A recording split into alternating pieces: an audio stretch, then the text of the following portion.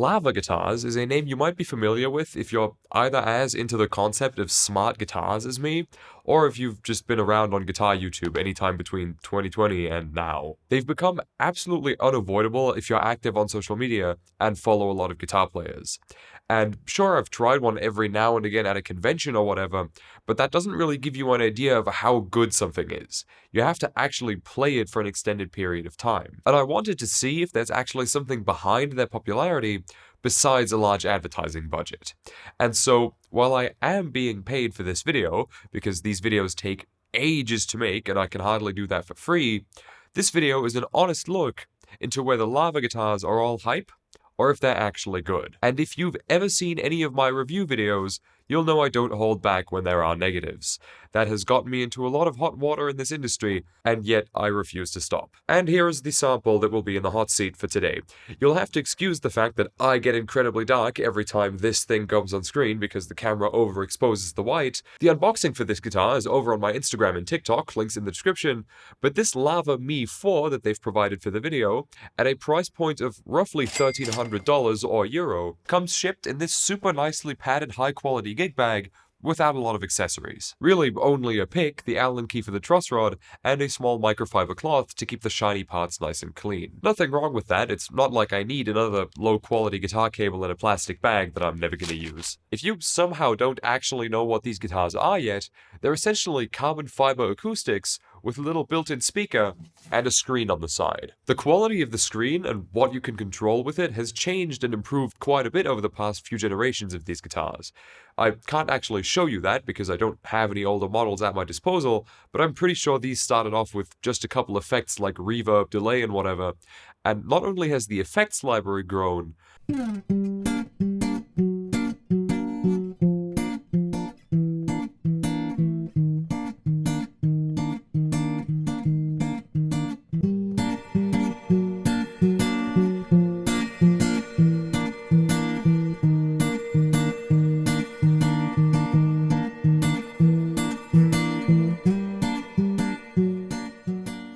but it also now has a shitload of other features. Whether or not all of those features are entirely necessary, obviously, it's got the standard stuff, a tuner, a looper, a vast effects library at this point, consisting of both effects that can be used acoustically and stuff that's only for when the guitar is plugged in. But to me, that's where practicality ends, and now the gimmicks begin a little bit. Not necessarily even in a bad way, just in a way that I feel like sort of bloats the UI of the screen a little bit. So let's just go through it. When I first turned this guitar on, it asked me for my Wi-Fi password, a thing that I never thought I would ever say in my entire life, and something that makes me feel a little bit like we're too far gone as a species. But it did that for good reason. First and foremost, the practice features. After hooking the guitar up to my Wi-Fi and installing the app on my phone, it asked me what level of guitar player I would describe myself as. I went with professional because that is technically the truth. This is my profession. I still suck, but it is my job. And this software now basically presents me with daily exercises to do and whatnot. It's a bit like Musician, if you've ever seen the ads for that app or actually used it. Except with Musician, there is a device like your iPad in front of you listening to you play through the microphone. And here, the guitar is the device. That makes the whole experience a bit more streamlined and also probably more accurate, since the microphone being used for it is just the piezo pickup of the guitar. So I can see the merit of this, but that being said, I'm never going to use this practice feature again. Sure, that's probably because I don't practice in the first place, but still. It's also worth reiterating that this particular short-scale Lava Me 4 is priced at $1,300, which means for the standard clientele for something like Musician, which is a complete guitar novice, that's likely not who's going to be buying these. Even if you have a lot of cash, most people will not buy the nicest shit on the market when they're just starting out, because you never know if you'll actually end up enjoying it. It also has a bunch of social features, and that's sort of where I check out. You can add friends on it. In fact, it made me add a profile picture when I signed up, and it has like a gallery app and whatnot. I'm already on my phone too much. I don't need or want my guitar to be phone number 2, and I feel like neither does anybody. But it's not like this ruins the guitar. It has more features than you need, but you have free will and can just choose not to use those. If these were unnecessary hardware features, you could argue you'd be paying extra money for stuff you don't need, but given that it's software, you're really not paying much extra for any of this. I just think it should give you the option to stay offline and only access the effects, tuner, and looper, as opposed to making you sign up for all the stuff that you're unlikely to use more than once or twice. But I am seeing active users on here who upload their improv sessions and stuff, so it's not like nobody is using it to its fullest potential. What I enjoy a lot, though, is the super high quality onboard recordings you can make without hooking it up to anything. I presume this is another reason it needs Wi-Fi access, since these recordings have got to be stored in some sort of cloud.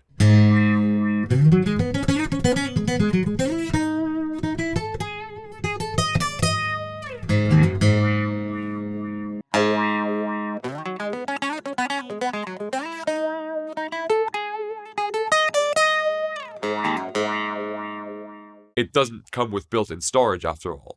You've also probably noticed by now that this guitar looks like an Apple product. And that clearly isn't an accident. The thing itself, the low-key two-dimensional logo, the sleek design, the fact that everything is rounded off and shaped the way it's shaped, it definitely already reminds you of the design philosophy behind Apple products. Sort of a harmonious blend of sleek elegance and simplicity, where function isn't necessarily put over form, but kind of just seamlessly meets it. Even the sound hole sort of looks like an iPhone camera. And while I personally don't think it looks that great, I understand the design and the vision, and I kind of dig it for that. There's even a separately available guitar stand for this thing that works like a wireless charging dock for these two nipples here, in case you don't want to charge it via USB-C, but instead just rest it on the stand after every session. Even the UI is clearly, let's say, inspired by iOS. The volume indicator, the keyboard, the symbols for different functions, and even the fact that before turning it off,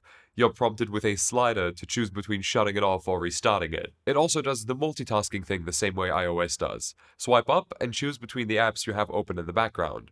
A great feature to add if you are going to cherry pick from the best iOS features for your own UI.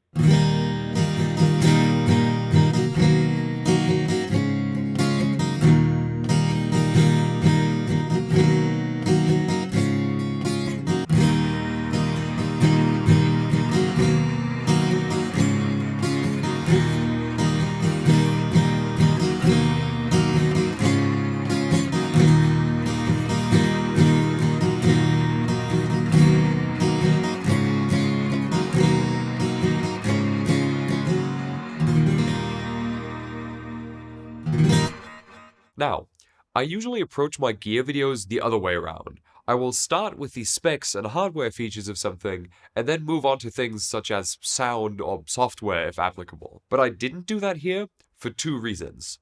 A, this is an acoustic guitar, so hardware spec-wise it's going to be pretty minimal. And B, none of the physical aspects are ever the selling point of these. I spoke in a previous video about how gimmicky non-traditional instruments such as this one can either rely entirely on that gimmick or that non-traditional feature, or just have it be a cherry on top of a product that stands proudly on its own as well. Again, what comes to mind are the Moore GTRS smart guitars, which have great built-in sounds that I never use because the guitars are so good on their own, I just like to use them as if the tech features weren't even there. And what my verdict with this was really going to come down to was whether I would enjoy playing this guitar if you took out all of the fancy digital features. Like, humor me.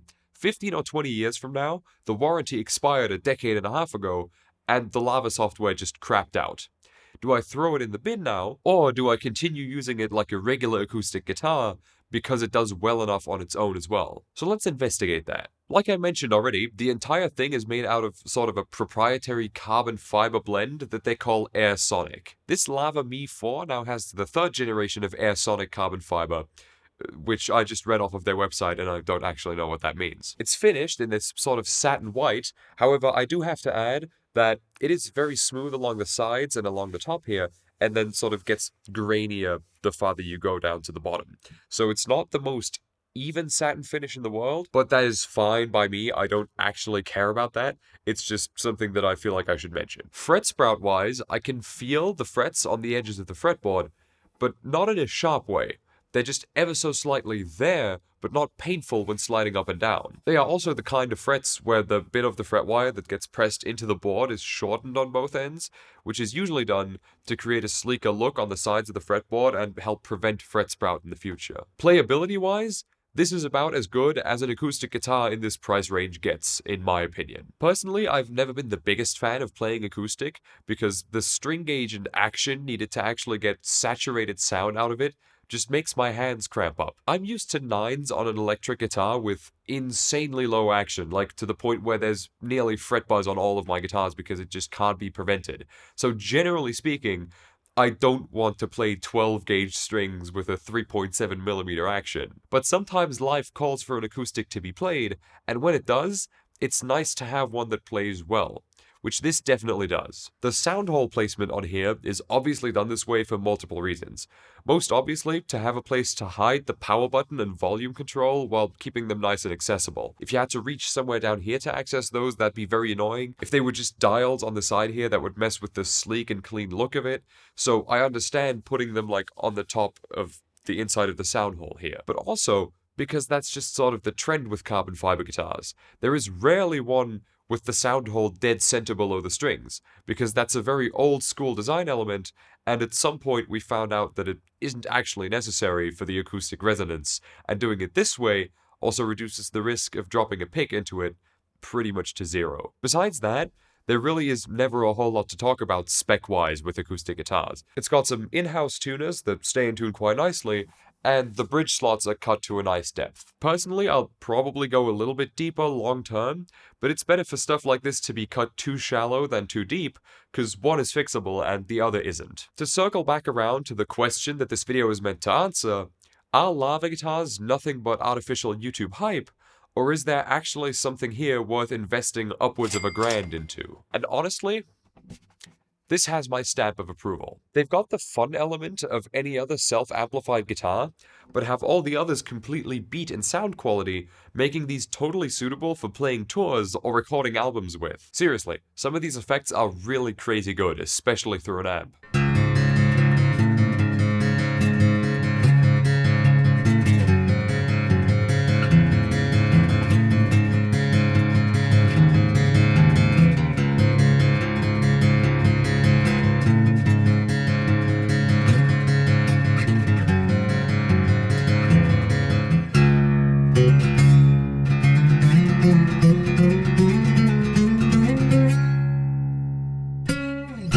When a brand does ad campaigns on social media over the course of years, the product can begin to feel like an influencer scam, but I always recommend trying everything out for yourself first.